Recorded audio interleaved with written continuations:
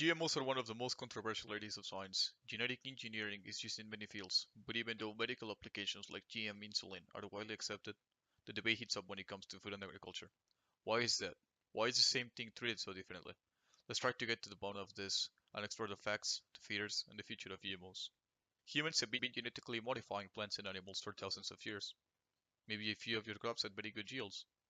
Maybe one of your wolves was especially loyal. So you did a smart thing and bred the plants and animals that had traits beneficial to you. Traits suggest an expression of genes, so with each generation, those genes got more pronounced. After thousands of years, almost every single plant and animal around us is vastly different from its pre-domesticated state. If humans have been changing genes for millennia, what makes a so-called genetically modified organism, or GMO, different?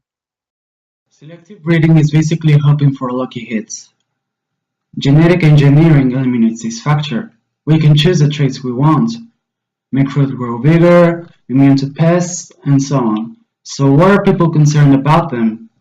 Let's start with one of the most common objections to GMOs.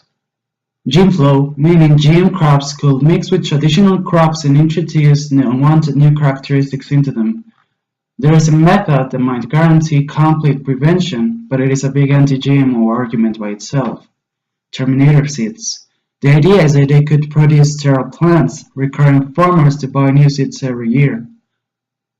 The very concept of this, however, caused a public outcry, stopping the technology being put to use.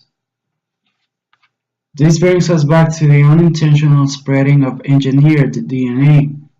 There have been cases of GMOs growing where they weren't planted, and traces of modified genes found in foreign crops. But GM plants can run wild entirely. Many crops pollinate themselves, and all crops have to be related to mingle. There are also cultural methods, like buffer zones, to keep unintentional crossing at a minimum.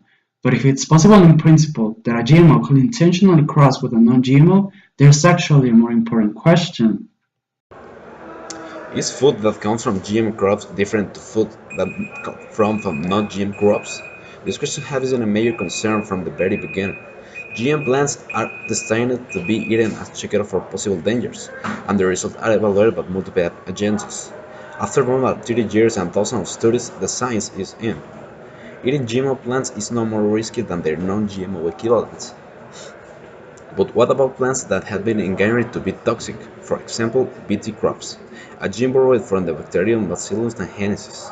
Let's engineer plants produce a protein that destroys the digestive system from specific insects.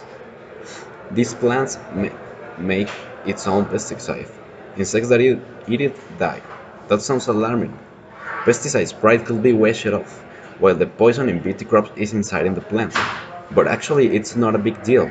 Poison is really just a question of different perspectives.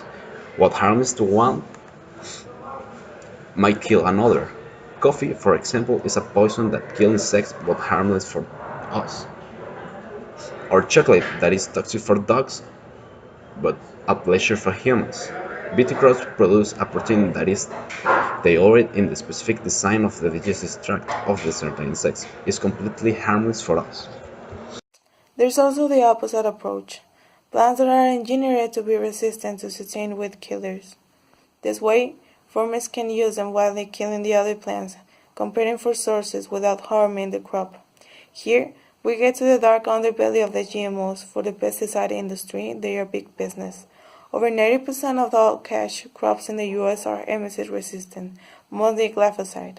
As a result, the use of the glyphosate has increased greatly. That isn't only bad. Glyphosate is much less harmful to humans than many of the other herbicides. Still, it means farmers have a strong initiative to rely on one method only, guessing one more balanced ways of managing weeds aside. That's one of the most fundamental problems with the GMOs debate. Much of the criticism of this technology is actually criticism of modern agriculture and a business practice of the huge corporations that control our food supply. This criticism is not only valid, it's also important. We need to change agriculture to a more sustainable model.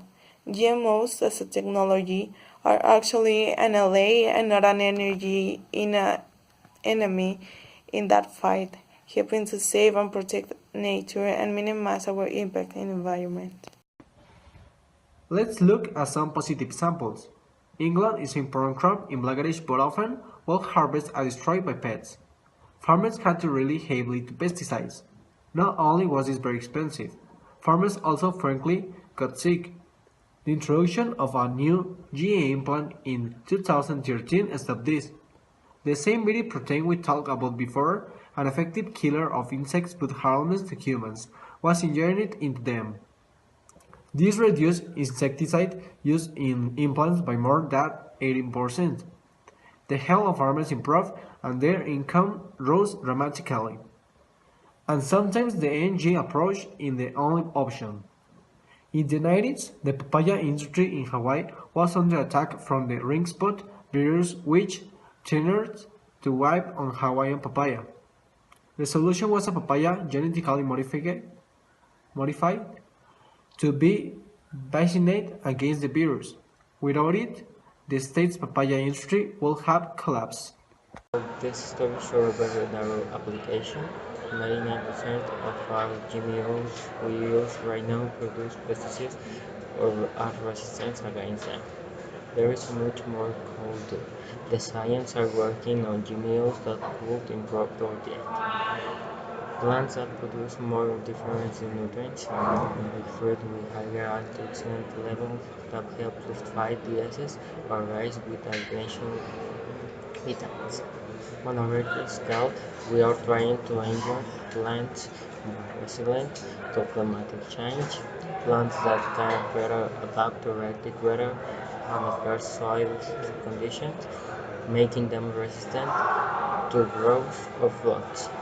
GMOs could also not only reduce agriculture's impact on the environment, but actively help to protect it.